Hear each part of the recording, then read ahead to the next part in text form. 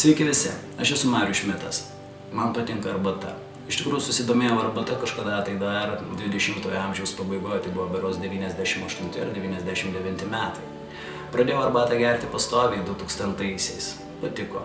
Vaikščiojau į vieną vietą, kitą vietą. Po to galų gale 2001-aisiais berods susipažinau su vienu arbatos meistru.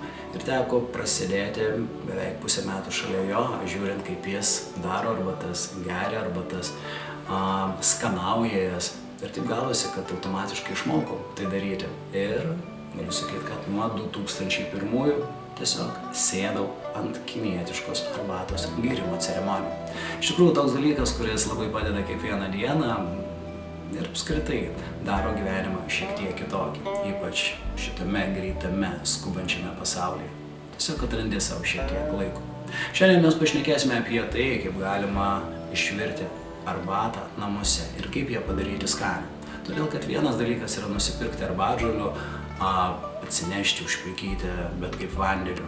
Bet tai šiaip gėrimas, nes gerą arbatą paruošti reikia žinoti kaip. Tai visiškai paprasta, tai reikia tik tai laikytis kelių taisyklių. Dabar mes pašnekėsime apie vandenį. Taigi dabar pašnekėsime apie vandenį. Kaip namuose, namų sąlygomis, be jokių ypatingų indų ar kažko išvirti skanią arbatą.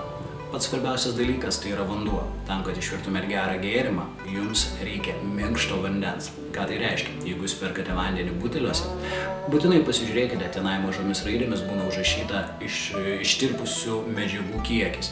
Ta prasme, tai būna mažom raidelėm dažniausiai tenai 200 kažkiek tai miligramų litre ar ten dar kažkas. Žiūrėkite, kad jų būtų kuo mažiau, tai yra būna apie 130, 150 maksimum. Ir svarbu, kad vanduo, kada jį verdi, kad jo neliktų per daug kietų dalelių arbatinukė. Aišku, jeigu jūs naudojate savo namų vandenį, tai tikriausiai žinote, koks būna jūsų arbatinukas. Todėl, kad jeigu vanduo bus pernelyg kietas, ant jo sienų lieka daug baltų nuosėdų. Kodėl reikalinga tą viską žinoti? Todėl, kad jeigu vanduo yra per kietas, jame tiesiog arbata neištirps, ta prasme, neištrauks vanduo tų dalelių, kurios yra reikalingos, neištrauks eterinių aliejų, neištrauks kvapų, neištrauks skonio.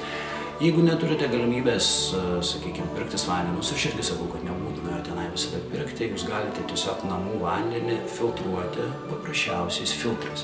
Bent aš šitaip darau ir pagrindinių gamintojų filtrai, nenoriu čia daryti jokių reklamų, bet pagrindinių gamintojų filtrai jų užtenka apytikrai mėnesiui laiko, tam, kad būtų tas toks minkštas vanduo. Kodėl? Todėl, kad pabandykite padaryti mažą eksperimentą. Paimkite minkštą vandenį ir vandenį paprastą iš čiaupo, kuris yra kietas. Arba ten, kai kas sako, kad gerai šaltinio vanduo, bet neaišku, koks tas šaltinio vanduo, jis irgi gali būti per kietas. Tiesiog paimkite, padarykite tą pačią arbatą, kad ir nusipirktą pakelyje. Tiesiog lygiai taip pat paėmę tokį patį vandens temperatūrą, paėmę tokį patį arbatos kiekį, užpilkite tais dviem skirtingais vandenimis ir jūs aiškiai pamatysite, kad tas, kuris buvo vanduo minkštas, arbata turės visai kitą spalvą, taip pat turės visai kitą skonį ir kitą kvapą. Nes dažniausiai, jeigu vanduo yra kietas, tai visada matome ant vandens paviršiaus susidarančią tą tokią plėvelę, kuri panaši kaip žibalo tokia plėvė, kai kada sakoma, kad ji panaši šiek tiek kaip vaivorykštė. Ir skonis visai yra kitas. Tai tiek apie vandens kokybę.